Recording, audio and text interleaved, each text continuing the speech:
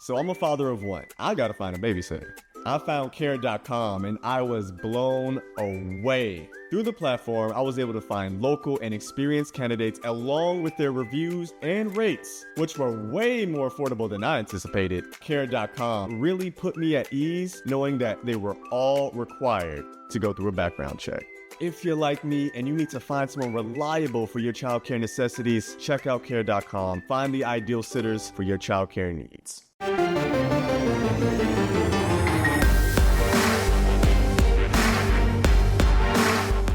You've discovered your link to GoPowerCat.com's PowerCat podcast. Now, here's your host, GoPowerCat.com publisher, Tim Fitzgerald. Welcome to another PowerCat podcast. This is the questions of variety that arrives every Wednesday at GoPowerCat.com. I am Tim Fitzgerald, joined by Zach Carlson and Ryan Gilbert. We appreciate your support of the PowerCat podcast. If you're not subscribing yet to the podcast, make sure you do that at Apple, Spotify, or wherever you download your podcasts, or you can just listen directly on the Megaphone app at GoPowerCat.com. We're sponsored by The Fridge. As always, our friends at The Fridge are rocking it through the pandemic. Gonna get on into The Fridge whenever you're in to town and say hi to everyone. You don't literally have to say hi to everyone. That's just kind of weird. But say, hey, I heard about you on GoPowerCat.com. And they go, what? Huh? Make sure you stop into the High-Low and Tanner's, our segment sponsors. Need to renew segment sponsors. It's hard to do ad sales when you don't leave your house. Yeah. It's kind of, although I just did run to the UPS store. It was a big adventure. It's like 3 blocks away. It was a little crowded. But Adam Suderman and Ryan Wallace will soon have new shirts, and they'll be very excited. Boys, how are we doing today? Is everyone good? Yeah. It's a great day. It is a beautiful day. I leave my house. If you want to give me some gift cards or free food from Tanner's or the High-Low, I'll take them off your hands. We don't have gift cards at Tanner's or High-Low. Figure out how that one works, buddy boy. Darn it. I tried. I fished around. You just got a TV. What more do you want, man? Did you turn? Well, if you don't know, we're moving out of the office. A bank is going into our building. It's very weird. The whole thing's weird. But so we're moving out. I gave a desk away. Riley's old desk now has a new home. I hope it has a happy life. And we're just giving stuff away at this point that we either is going to the dump or we're going to, I don't know. We don't want to put it in our storage unit. I could put Zach in the storage unit, save him for later. Ugh. Yeah, it wasn't big enough. Ugh. Well, I'd like to talk more, but I kind of want to get going with questions from Wabash Station because that's what this does. That's the podcast. So here we go. Here's your MC, Ryan Gilbert, with your questions from Wabash Station. First question of the podcast from KSU Cat 80. What position groups are you hearing got hit by COVID or contact tracing? We don't know specifically. I suspect defensive back, maybe defensive line. I know last week it was receiver and some O-line. It's a mess. It's a mess, and from what we're hearing, it's mostly contact tracing. People, hey, you know what, folks? If you're friends with football players, treat them like precious commodities and stay away from them. Like, I don't know. It's frustrating. Zach, talk. Yeah. I'm frustrated over this one. Probably get into it more in another question here in a minute, but you know, it's kind of crazy the contact tracing. It's hard to say that. You want to say contract tracing. I'm pretty sure in my daily delivery I said contract at least once. You did at the very end. Yeah. You did at the very end. At the end I was like, did I just say contract? But I think it's crazy that there's so many football players that have roommates that are not football players. They're intermixing people that are, you know, there's supposed to be this kind of bubble here that the players are adhering to. But when, you know, that all goes to crap when you let people mingle with other people, you know, I don't know how this happened. I think that this is, it's kind of crazy that if a roommate that isn't a part of the football team tests positive, now you have, however many degrees of separation that need to be quarantined here. Hopefully, there's some sensibility and some good guidance from the conference and from the medical officials at K-State, but, let's hope for negative tests. And I don't know how long these guys have to stay quarantined and how many negative tests they have to produce, but at some point, they'll be back if they've kept testing negative. So it's just, there needs to be kind of a clear number there, I guess, that would be helpful to knowing who it is and when these guys might be back. Gills, are you infecting the football players? You go have fun and then go over to their house and say, hey, guys, I had fun in Aggieville. It's all your fault, isn't it? My brother, who you met this weekend moving, he lives with a football player. So he's doing it, not me. Is your brother got the COVID?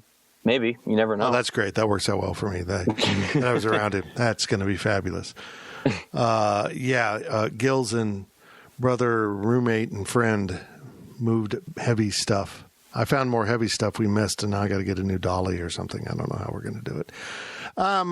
This is just all so frustrating. I'm almost ready to say, just go get them, go rent a hotel and create your own damn bubble.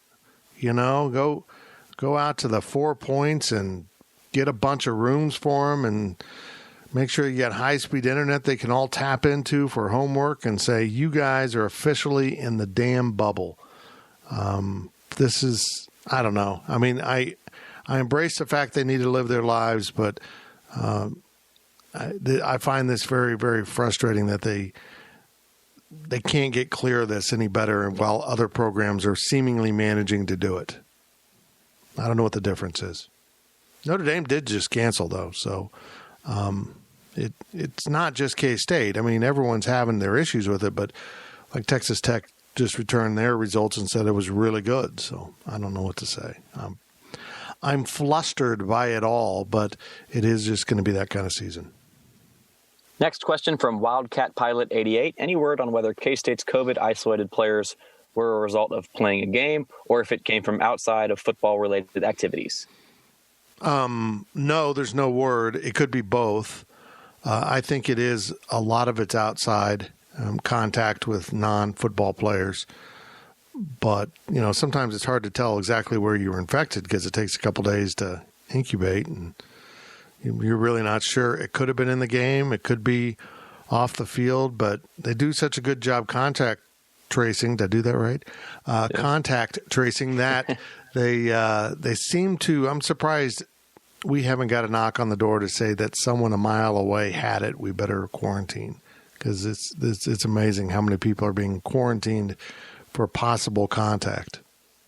Yeah, like I mentioned earlier, I mean, it's you just don't know. And if the players can be 100% following the rules, they could be doing everything right. And if one of their roommates isn't doing everything right, or, even their roommates could be doing everything right and they could still come up. But, I think that the risk goes away if you put all the football players closer together and you try eliminating outside influences and dealing with people that aren't necessarily being tested 3 times a week. Yeah, it's crazy. I know that this generation really doesn't fear this virus. It really isn't as, what's the word I'm looking for? Deadly? I don't know, for this generation, this age group. But man, I don't care what it is. If you're sick, be careful. You don't know who you pass it to that might pass it to someone else. It's just very frustrating right now. I'm at my wit's end with positive COVID tests, and blessed that I haven't had one. From Randolph the Iguana, what are some theories that you have for why we seem to be one of the teams struggling the worst with COVID-19 in the conference? I think it's Aggieville. I mean, I really do. I just think the way Aggieville is designed, if there's a few COVID cases in one bar and some people get exposed to it, they go to another bar. People just go from bar to bar in Aggieville, and I imagine it gets passed around if there's exposures. And then it goes home and gets to a roommate who gets to go see her boyfriend who's a football player. I just think Aggieville's a unique thing, and it's kind of hard to trace where it's coming from if someone's been to 3 or 4 different bars and there's been cases everywhere. I agree with you, Fitz. I think that it's going to perpetuate itself. I don't think that, bar closing Aggieville, I know that we don't want to close businesses. I feel for the local businesses, but at the same time, it's just going to keep, being the same thing. If somebody goes out COVID positive, they're going to pass it on to, however many extra people. And then, some of those people might not feel anything for a while and they go back out. And it's just going to be a cycle on and on and on. At some point, I think that if we're going to get over this, either people need to take it upon themselves saying, hey, let's not go out for a couple weeks. Let's, get the positive case rate down, or the government's going to have to come in and say, hey, we need to stop this. Help us out here. And I think that, it would not surprise me if the university came out and said, hey, please close Aggieville so, we can get on from this virus a little better.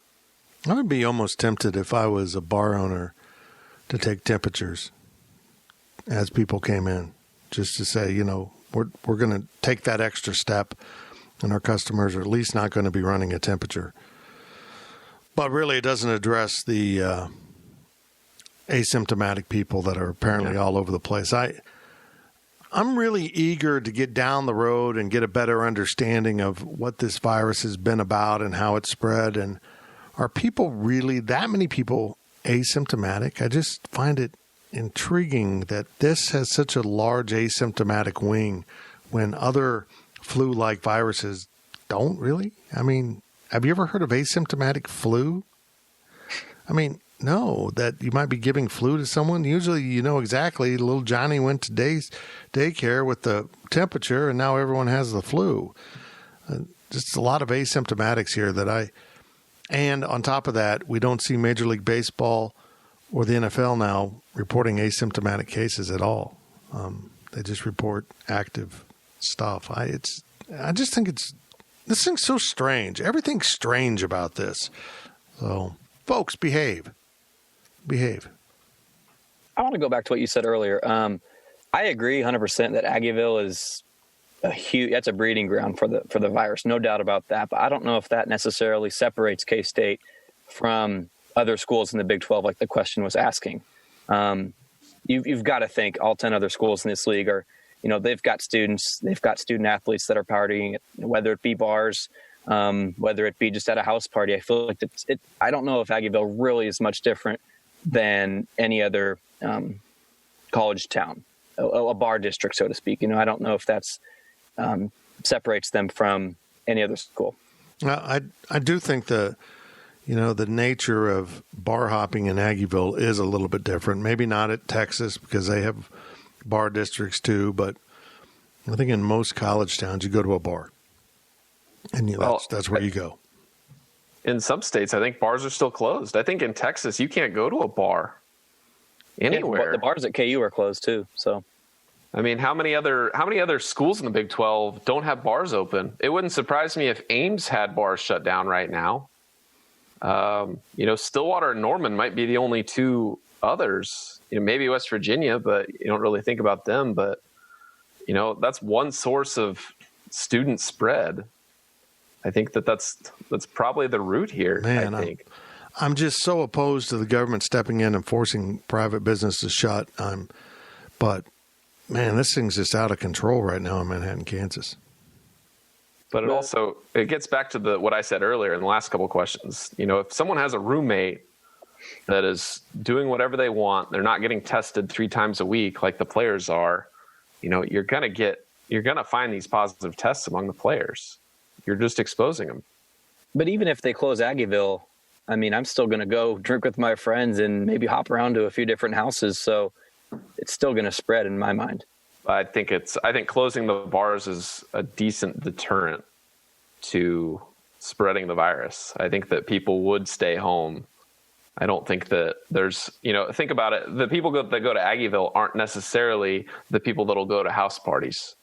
There's kind of a two different demographic setup. There's some overlap, but you're going to hit at least one of that demographic that wants to go out, and you'll slow it that way. So you're not going to completely eliminate the spread, no, but it's one source in stopping the spread. He likes saying spread, by the way. He really does. He says spread a lot. Is that jelly, Zach? No, it's berry spread. Next question. We should probably move on. From Eric Black DV, how much do you think the reduced crowd and noise at Oklahoma improves K-State's chances to win at Oklahoma? Not a lot. Is that what I want to say? I don't think it really matters, to be honest. K-State's had success there with crowds. I think that maybe the advantage is it'll suck the air out of the game. I didn't think K-State played particularly inspired against Arkansas State. Maybe it was because of a lack of a crowd. Maybe they just weren't inspired. We've seen that happen in front of crowds. But, maybe there's a chance Oklahoma looks at, we rolled the first game and they lost and there's no crowd to get us pumped up, and let's just go do this thing and get it over with. And maybe they let their guard down. But I've seen K-State play some pretty good football down there before and get away with victories. K-State's 5-3 in the last 8, most competitive team in the conference against Oklahoma. I think, I think the reduced crowd will be nice. I don't think that it. I think it hurts Oklahoma more than it helps K-State. Right. But I think it'll be nice it'll be good for K-State, I think. But when I saw the spread open, minus 28, I would have said immediately, yeah, K-State's going to cover that. But you find out about these injuries and everything COVID related, and you're like, well, if a position group is so thin, it could be a blowout. But like I've said all throughout this season and preseason, is we don't know what's going to happen. Navy and BYU, that was a complete opposite game of what the spread was supposed to be. It was a completely the opposite way that it could have gone. So I think that K-State, very well could see, end up on the other side of things. I just think it's so weird this season, and we're going to have to get more games and more data points to see what's, how teams are playing. But yeah, I don't know if the crowd's going to have much of an impact. No, I don't either. I should correct myself. K-State's 3-5, not 5-3. But I don't have a good feeling about this, whether this game is here, there, or anywhere else. I just don't. I think K-State's having some real issues right now with off-the-field stuff, mostly coronavirus, and that's just the way it is right now. Do you think that K-State wants to play this game? I do. I really do. I think Chris Kleiman has this attitude I'm picking up from his quotes that this is what it is. I said this in the Daily Delivery. We can't do anything about it, but if we have enough players, we're going to throw them into the fire and let them play. And it might end up being losses, but we'll gain from that eventually. And at the end of the day, nobody's burning eligibility. These are all extra games. It's almost like when a basketball team goes and plays like another Division I team, has a scrimmage, and it doesn't count, but it counts. They brag about winning or losing, but they experiment. And these aren't exhibition games. They do count technically, but do they really? I think Wally pointed out really well at Wabash Station. It's amazing how one loss changed everyone's attitude. But it's almost like dominoes. That's going to happen with every college football fan base this season except one. One fan base will think this season was legitimate because they won a national title, and everyone else will say, it was a weird pandemic year, and, throw an asterisk onto their record no matter what it is. Unless Louisiana ends up going 9-1 or something and ends up in the playoff, nobody's going to really look back at this season as an indicator of anything of substance. Do you think that if the game does get canceled that, K-State would benefit from it just from all of the extra practice without having when I say extra practice, I don't actually mean extra practice, but just the extra time to prepare and get better without having to worry about preparing for the best team in the conference. I don't know. I mean, I'd like to think that if they get this game postponed and rescheduled later in the year, that K-State will be COVID-free as we move forward. Enough guys will get it and not have it for the rest of the season. I'm not sure, man. I don't know what any of this really means at the end of the day. They postpone, reschedule for later in the season. They play Tech, and maybe it's Tech that has the flare-ups next week. It's just going to be a wild ride all year long. And as long as nobody gets seriously infected and really has some issues with this, it is what it is. Guys are going to have COVID and miss games. From Randolph the Iguana, with as many people out as we have, is it even possible to evaluate our performance against a team like Oklahoma if we have the game? Look, if you play the safeties we saw at the end of the game last week throughout a game at Oklahoma against Spencer Rattler, it's just going to be awful. It's going to be awful. And if you are depleted at the defensive line, if you still have a shuffled offensive line, it's just going to be a mess. I don't think you can really judge anything. It's really not about how many you have out. It's about who you have out. I don't care if Oklahoma had 24 out against Missouri State. Your next 24 should be able to beat Missouri State. You're freaking Oklahoma. K-State doesn't have that kind of depth. And when those numbers get into the 30s of players being out, you're scratching into that depth really, really hard, particularly when it's starters. And now you throw in game injuries, and it's just they don't have – I've said this for years. K-State doesn't maintain the depth. It hasn't recruited at the level to maintain the depth to overcome one or two key injuries. And now you have COVID taking guys out in waves. It's just really impossible to see how K-State can have a winning performance with the personnel they might have to use at Oklahoma. If Ryan Hennington is in the backfield, in the defensive backfield, bless his heart, but it's going to be a long afternoon on Saturday. It just is. I mean, there's just realities here. I mean, he's really third string if you count Jonathan Alexander not being on the team right now. I mean, if K-State's as thin, on the defensive line and in the secondary as we fear they could be, and they still play the game, I don't know if it's fair to evaluate the defense. If they get the offense back, if they get wide receivers, if somehow miraculously Noah Johnson can play, I don't know if he will. But if the offense itself and they can put up a good performance against Oklahoma's defense, I think that, looking regardless of the outcome of the game, if K-State wins, loses, whatever, if the offense plays well, I think, and they have the key pieces there, I think that'll be an indicator for the rest of the season. Next question from Herdez Joe. How do we decide a championship game between a 6-1 team, a 7-1 team, and an 8-1 team, all with head-to-head over each other? How do you do an honest evaluation of who's better with COVID cancellations happening? Oh, they'll just pick the bigger name. I mean, honestly, I said this on something else. Maybe it was one of our podcasts. I feel like if Ohio State beats Nebraska, Rutgers, and Maryland and has every other game canceled, they'll get in the playoff at 3-0. They're Ohio State. That's the way this playoff has made it very clear is how they work. If Baylor had beaten Oklahoma last year, I don't know that Baylor would have been in the playoff. I just don't. I think we're talking about conference championship, I think, is what the question is. Is it? I guess it doesn't. That's how I read it. A championship game. Oh, I read it head. So yeah, you would think it Big 12. Right. Big 12. You're not wrong, Fitz, at all. Well, I mean, right. it gets back to this, though. You go to your next tiebreaker is the records against fourth place teams. If there's 3 tied, then you go to the fourth place team, and if the fourth place team lost to 2 and beat 1, that one's eliminated, and the head-to-head decides the other 2, or they go on. That's how that will work. But eventually it gets down to college football playoff rankings. to be the tiebreaker. And again, you're into the name.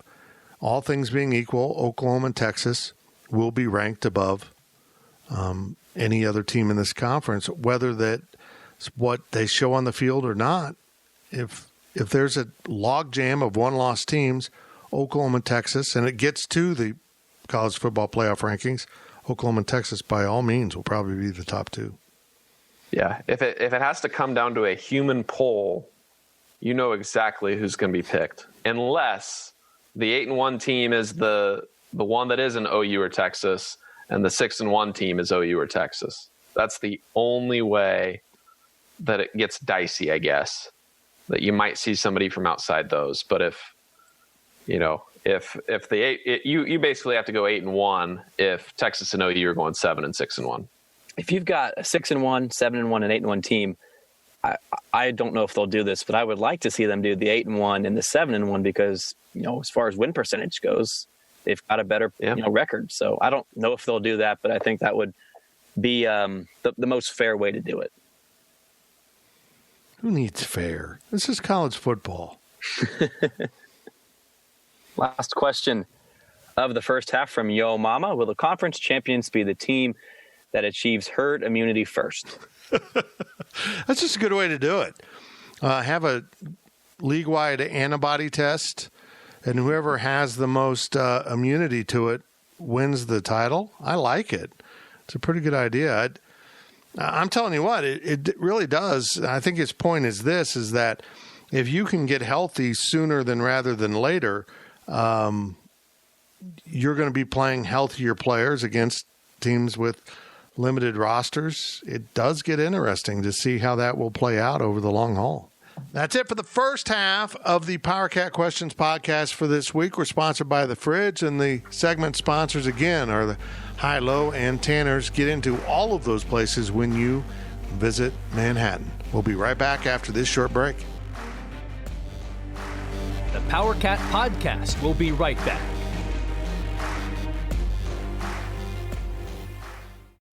Picture this nightmare scenario. You're hosting friends for the big game. It's neck and neck in the fourth quarter, and suddenly you realize you're out of drinks.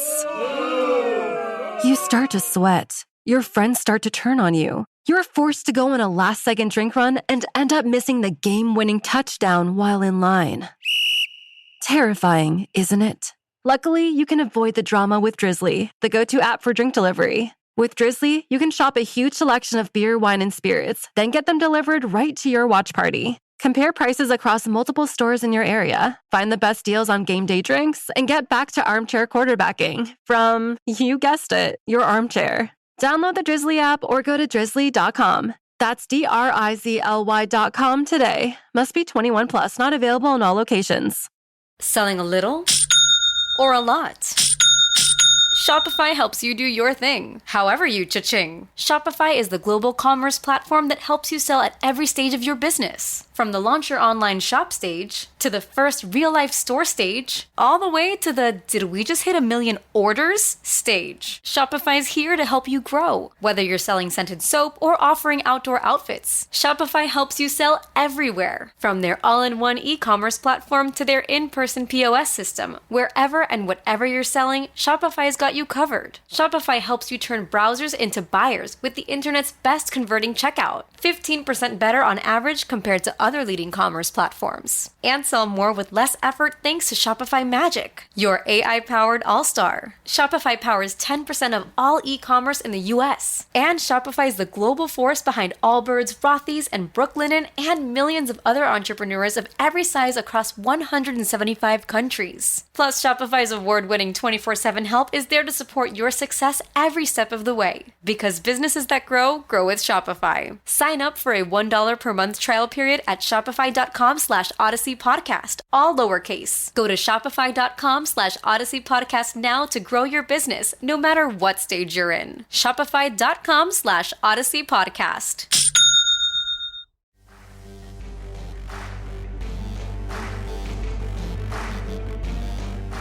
We now send it back to the PowerCat Podcast. Welcome back to the PowerCat Questions podcast, your weekly podcast where our members, our VIP customers, our friends, our neighbors, our loved ones ask us questions at Wabash Station, our VIP message board, and we answer them here for all of you to absorb. Tim Fitzgerald, Ryan Gilbert, and Zach Carlson were sponsored by The Fridge. You know that. Go to the fridge, go to the fridge, go to the fridge. That's my read. That's it. Also, we're having a 60% off special right now. A lot of specials. I know they kind of come and go, but this one's pretty cool. 60% off. We're into football season. It's a perfect time to sign up for GoPowerCat.com. Get that done. It ends later this week. I'm not sure. I'm sitting here trying to remember when. But it's on right now, and you have no reason to miss out. Get in there. Get her done. Speaking of get her done, here is Ryan, the cable guy, Gilbert, with your questions. The cable guy. Wow. Yeah. Get her done. First question of the second half is from Randolph the Iguana. People are saying that the American is a better conference than the Big 12. Is there any real way to dispute that right now? No. I mean, that you're not going to be able to dispute anything in this pandemic year. I'm anxious. The Big 12's under the microscope right now. Until the SEC starts playing and we start seeing chaos in the SEC, everyone's going to be focused on the Big 12. But this comes back to something I said earlier. And, Zach, this should have been my daily delivery. This will be tomorrow's daily delivery. I'll find a different way to say the exact same thing. How's that? Or just lip sync it. Yeah, exactly. The Big 12 shouldn't have played non-conference games. They just shouldn't have. And we said it from the start. By playing all 10 teams, playing 10 different conference games, you double the number of teams your conference is exposed to. They should have either played 9 games or brought someone in to be the 11th team so you could play 10. They have upped their possible exposure way more than it should have been. It was a flawed plan. I was against it from the start. And if you didn't want BYU, it doesn't matter. Invite freaking New Mexico State. Say, hey, UConn, don't cancel. You'll play our teams this year, and you might go on 10, but you'll get games in. I didn't care who it was. They should have just limited the exposure of their teams to one outside team. I'm telling you, I just don't trust some programs and some coaches that are going to do the right thing when winning and losing is so important to their careers. I just don't have faith in humanity enough that everyone's going to say, yeah, he's asymptomatic, but he still can't play. I still think someone's out there doing it. Look, even with the non-conference games, you still expose yourself there on the field. Not even talking about the virus, just the performance that was exposed. They weren't prepared. These teams, these Big 12 teams, K-State had it. Any of them that have been out for, weeks at a time over the summer or, throughout fall camp, these teams weren't ready to go. At least Arkansas State, they had a full spring and a spring game before they came and played K-State. There is so many different, there's just differences like that where some people had more practices, some people had less practices. Why bother exposing yourself, of losing to a non-conference game? At least in the conference, if you lose to KU, at least they're in your conference. It would suck. It'd be embarrassing, but at least they're a Big 12 team. So that's why you should have just played the conference, what the SEC's doing. No need to lose to the Citadel or Pancake U, on the weekend before Thanksgiving, like the SEC would have very well done. Yeah. It's just, you could have played conference only and it would have been better and no one would have cared because football would have been back. Right. So I'm eager to have the SEC around to see what happens, but when you're swimming in your own fishbowl and you're not playing anyone outside of that fishbowl, you're not going to look bad against non-conference competition. There's no way for the Big 12 to recover their appearance of being weak right now. It's written in stone. They played one round of non-conference games. They went 5-3. 2 of those wins were, Tulsa and Houston Baptist are mediocre wins, but your other wins are against Eastern Kentucky, Missouri State, and UTEP, which I love. Dana Dimel, he's a good friend. UTEP might be as bad as the other two teams. I don't know. So I don't get what they were trying to accomplish with this non-conference schedule. They didn't challenge themselves, and they weren't ready to play. They should have just delayed until later and played 9 games or found an 11 team to be 10 games, period. And they screwed up. There's no unringing this bell. And now this season is what it is. I think Baylor and Kansas State, maybe TCU, are going to be fighting these issues all season long, trying to stay healthy enough to field a team. We hope they can accomplish that for this weekend, because I'd rather play. Getting back to the question earlier in the podcast, I'd rather them play. I don't want a game delayed for health reasons, even if it's beneficial for the long term. Play the damn game. Let there be a lesson here to the guys who maybe weren't as diligent as they needed to be, that they missed a game and might have cost their team a game because they weren't on the field. Next question from K-Ned. Is the reason the group of 5 is closing the gap in talent because most Power 5 schools are considered power schools in name only? No, I just think there's a lot of talent out there. I mean, I just think we're seeing more and more transfers. We're seeing more and more kids, that might go to a Power 5 and say, you know what, I'm not quite at home here. I need to go to a smaller school and play, and they're pretty good players. I mean, we take this news of DeMarcus Hayes leaving Kansas State, linebacker. Maybe he transfers down to Houston and ends up being a pretty good player there that could have played at the Big 12 level. I think guys are just finding places to play.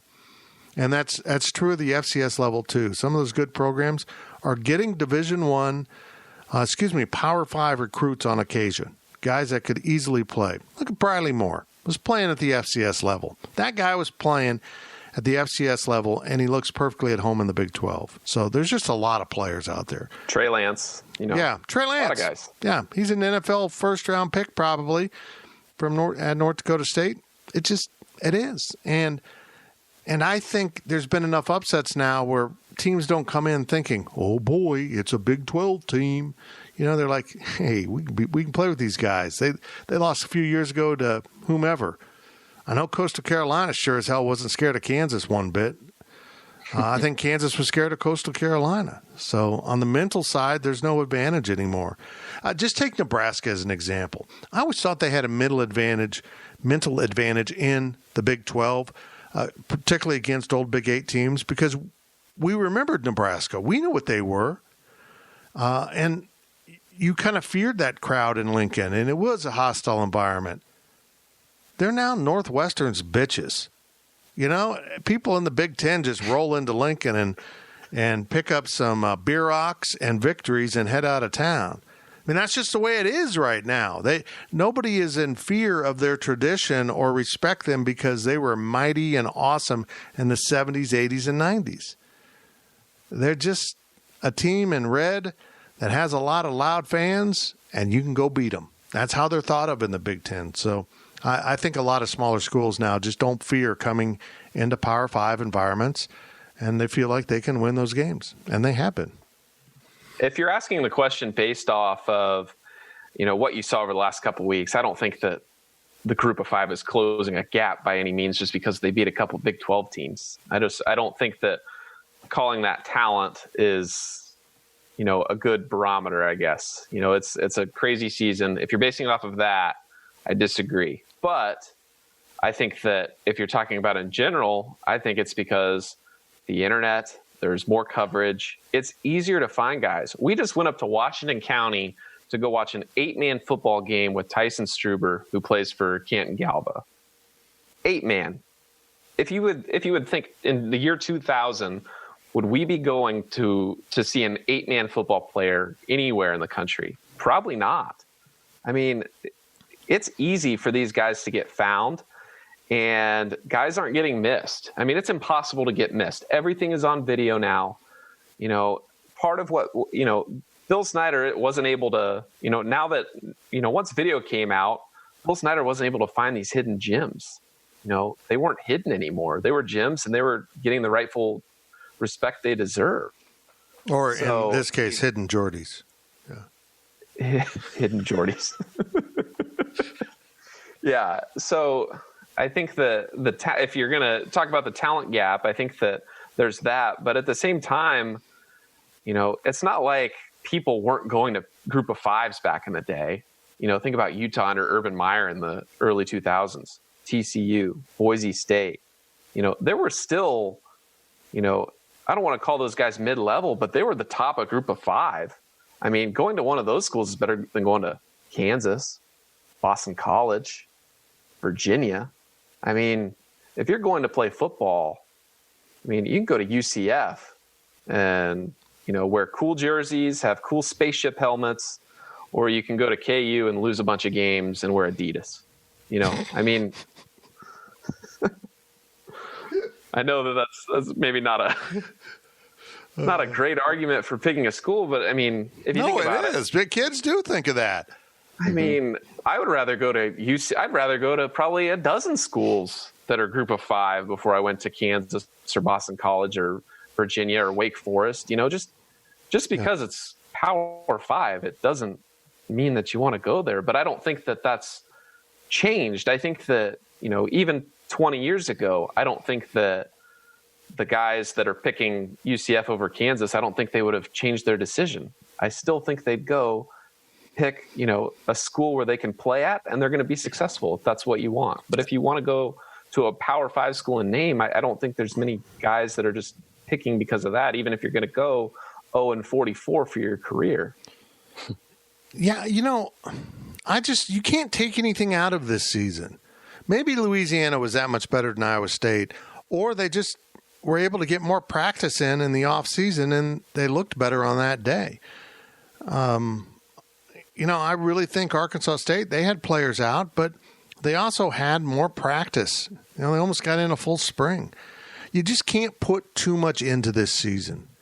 And like I said, and I will continue to say, at the end of the day, only one school is really going to consider this a legitimate season because they have hardware. And the rest will just put, a little star by it and say, it was a weird year. That's a pandemic season. That really didn't matter. So that's just the way it is this year. Weird stuff is going to happen. And when your bookie calls, say, I am abstaining this year because you can't predict how weird things can get.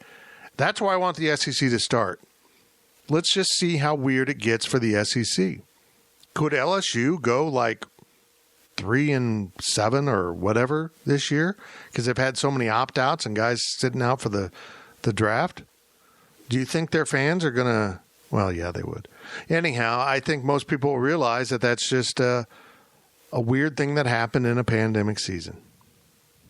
But they won't lose to Louisiana because they don't play them. Next question from Ohio Power Cat. Is it too early to start looking forward to basketball season, or should we give the football season more of a chance? I'll give it a chance, man. I think this season could still be entertaining. What if Will Howard starts playing more at quarterback? Well, that's going to be interesting to watch. Deuce Vaughn. What if Bradley Moore decides, I am going to come back next year? I get a free season? I don't think he will, but, there's storylines here. I guess my interest here, Zach, is as we get down the road, if K-State continues to lose, continues to have problems, does this coaching staff say, okay, young guys, go play. Just go play. You'll be back next year as a freshman or whatever your year is, but you're going to be better for this experience. I don't know. If you line up, you're going to try to win, but it just may not be in the cards this year. I think saying, going straight to basketball after one loss is very KU-like. I think that there's another school to cheer for if that's what we're thinking about right now. But if, we've played one game. What if K-State goes and wins in Oklahoma on Saturday? If you at the beginning of the season, before any games were played, if you could say you'd be 1-1 after Oklahoma, would you take it? Without knowing either of the results, you'd probably say, yeah, that's fine. 1-1 is fine, because 1-1, you beat Arkansas State and you lose to Oklahoma. Well, that's expected. But if you lose to Arkansas State and you beat Oklahoma, you're probably okay with the loss at the beginning. You're probably okay with 1-1. So, I think that you need more of a chance. If they lose next week, Texas Tech is still a team that is beatable. There's wins on the schedule for K-State to have. Yep. There are still wins out there. Don't give up after one game. But at the same time, remember, if this is a normal season, basketball season would be starting in like 5 weeks. The end of October has been those first exhibition games for the last few years. And we kind of forget that, basketball basically overlaps with football. You basically have a month and a half of football without any basketball overlap. So, I think it's going to be nice having the basketball season delayed a little bit. But I am looking forward to basketball just for the sake of having more sports. And I miss Bruce. There's a similarity in the storylines for basketball.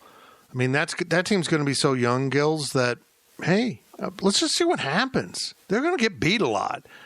But how do they grow up, mature? How do they advance themselves this season? And do they get really competitive by year's end if they can get a full season? And I'm interested to see all this. I'm excited about basketball. Not that I think they're going to go to any postseason tournament. I just want hope for the future after what happened last year. And do we see an upturn or at least more promise than we did last year with all these young guys? With what we've been talking about, too, with football, I think more or less the same thing is kind of going to happen with basketball. There's going to be uncertainties. There's going to be cancellations. But there's also going to be a loss early in the season to a team you're not supposed to lose to. So I don't know if I'm necessarily looking forward to the basketball season, even if K-State goes 0-3, 0-4 to start the season. I mean, I don't see how basketball is going to be much different given, like you said, Fitz, the way they performed last year. There's not much optimism for me. I understand that. I mean, but I'm just hoping to see, well, that guy's going to be a stud. That guy's going to get there. Yeah. Because honestly, we didn't see enough consistency out of those freshmen last year to really have a bunch of hope. But I think we might start to see some signs of that as this season progresses, if it progresses. Next question from First Down 1989. Basketball recruiting. Are we going to sign anyone, and are we leading in any recruiting battles? And now we bring in Ryan Gilbert, our basketball recruiting analyst or something. Well, I don't know. CJ Noland was obviously the favorite there for that summer. And then obviously Oklahoma kind of comes in and swoops him. We're recording this on, I guess it happened 3 minutes ago. He just committed. I haven't checked my phone, but we're going to assume he's at Oklahoma.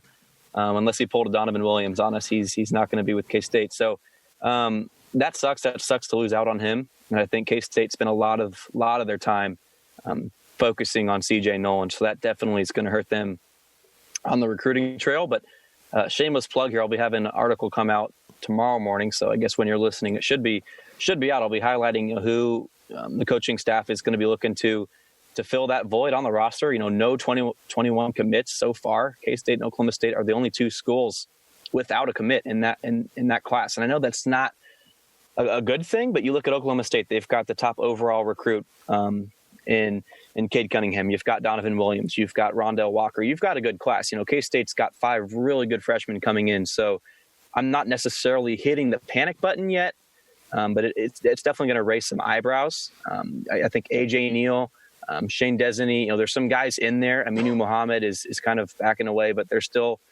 some hope. I think there's some guys in there that K-State can land. It's not over. It's late, but it's not over.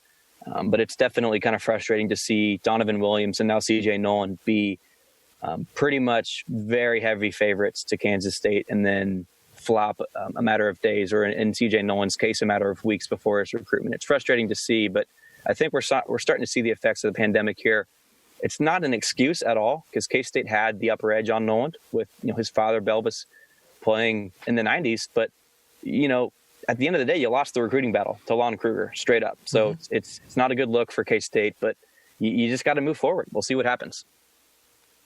Gills, is there a conspiracy here? Riley leaves and has an amazing class that he covers, and then you come in and K-State doesn't get any commits. Yeah, what's going on? Is there something here? Huh? You caught me. I think I scare him away, honestly. Well, we've told you we're supposed to wear shirts when we have Zoom conversations, but you keep going without, and it's a little unsettling. Fake news. At least my background's always normal. It's not an aquarium or The Simpsons. The Simpsons living room is a good Zoom background. I don't know what you're getting at. I'm not throwing shade. I'm sorry. Oh, okay. Got anything else? A couple more, yeah. We're not done yet. Let's do Not it. off the hook. Next question is from K-Ned. If comedy requires a layer of truth to be funny, how accurately has SEC Shorts portrayed each Power 5 conference in the season road trip videos? Those guys are brilliant. It's like isn't like Birmingham local theater doing those things? I have no clue. If you haven't seen SEC Shorts, it's a theater troupe that are doing these parodies of the SEC and now other conferences. They're unbelievable. They're so funny and well done. I can't imagine the amount of money they're making off them because the page views are enormous on these things. Because now people are going back and finding the old ones from like last year. Well, and they have a giant bank as the title sponsor. In the last video I saw, Kirk Herbstreit did a read for the bank. I know. Like, oh my God. Legion's Bank must be very happy. I think it's Legion's Bank, whatever the bank is that's in the South. They are very happy with how well these are doing, I guess. But I love how well they're filmed and planned out. I know. Like, it's not like these guys just get a camera out. They write these things and then find good actors to do them. I mean, and they turn them around quickly too. It's like, I mean, these guys are, I don't want to put them up with SNL, but like, it's kind of that, that type of sketch, I guess. Something, they can turn it around really quick. I mean, within a couple days. It's impressive. The main guy who plays a lot of the funny characters is really good. He's really good. He's just one of those guys that's adaptable to a bunch of different things. They're well done. Go find SEC Shorts on YouTube. Need a Big 12 Shorts, but it would just be Texas telling everyone what to do. I like it. That's exactly what it would be. Yes, sir. Yeah, I'll go do that. Yes, sir. Yeah. Last question of the podcast from Exhausted Nihilist. Can we get an update on the Go Power Cat office move? Where is Fitz going to stash all his pimped out artwork and decorations? I got to admit, this really sucks. Yeah, it does. Okay, so the latest is we moved out the big stuff. We still got lots of little stuff to move. I need to figure out how and when I'm going to do that.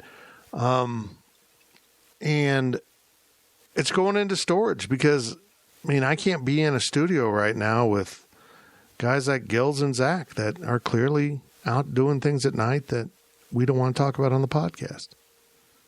Well, not Zach. Zach's in bed.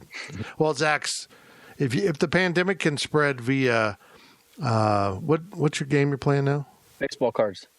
Oh, he's doing baseball cards. I mean, right now it's been, as of last weekend, it's been football cards. Oh, wow. That's just sad. I have a problem. I have a major problem. So if you can catch COVID from that, very infectious. But I don't think that's possible. We'll get a studio. For now, I'm in our little home office, our Hawaii-themed home office, if you've noticed from the videos. But we are going to renovate an extra bedroom downstairs into more studio space. And some of those prints will go up down there. So I'll be shooting my stuff from that room instead of this room. But it sucks. And honestly, we're going to have it set up where we could have people come in at some point. But I think Zach and I agree. We want a studio. We want a flexible studio. It doesn't need to be real big where, we can have podcast at one end and video at the other end and kind of more flexible, interchangeable, but it sucks. We put so much time and effort into that office. My buddy Toby, who did a lot of the construction, came in to help us, and he just looked around and went, this sucks. This office is cool, and we're just trashing it now. We're trying to pull foam off walls, which has been humorous. But deal with this stuff. Believe me, I know that right now. There is no plan that you're in on. There is a plan, you just don't know it, and you got to just handle whatever comes your way and just keep moving down the road. And for now, we're moving into a storage unit, and we'll eventually find something else. We'll be Zooming for a while until the pandemic passes, and then we'll find a studio. And then we'll have a shrine to Bradley Gates in the new studio. Who was your favorite mover? That was you. No, actually, it was the big guy from Goodland who showed up and took the couches. Shows up in his, cut off sleeve shirt and big, and he goes, "Here, let me get that fridge for you," and just hauls that fridge out. And I'm like, "Holy crap!" But then once he had his couches, he took off and didn't help us unload, which was okay. He got rid of the couches. That was fun. Two of our couches, our couch and our love seat, that have been in our office since day one. So they go back to the 2000 or something. They're pretty beaten up, but they're leather, and they now will be outdoor couches for great after-hours parties. What general vicinity of Manhattan does he live in, Gills? Do you know? He's over by City Park. Yeah. So if you see any black leather couches sitting in a backyard, they live on to party for another day. That's it for this week's PowerCat podcast of the Questions variety. We appreciate you listening, and make sure you're subscribing to the podcast. Make sure you're listening to Gills' 10 of 12 podcast. He had Cody Nagel on from the Oklahoma State site to talk about the Cowboys' performance. He's going to try to bring in someone new every week. We'll see if he can stick to that. Maybe he'll have his mom on to talk about Big 12 football. I don't know. It's his podcast. He can do whatever the hell he wants. And this is my podcast, and now I'm going to leave. So you should stop listening because the podcast is over.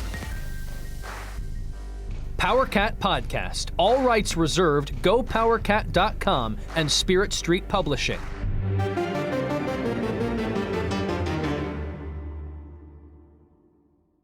With Blue Link Plus, you can access your Hyundai Tucson Limited remotely. Doors unlocked, temperature set, lost car found. There it is. Get complimentary class-leading Blue Link Plus. Call 562-314-4603 for complete details.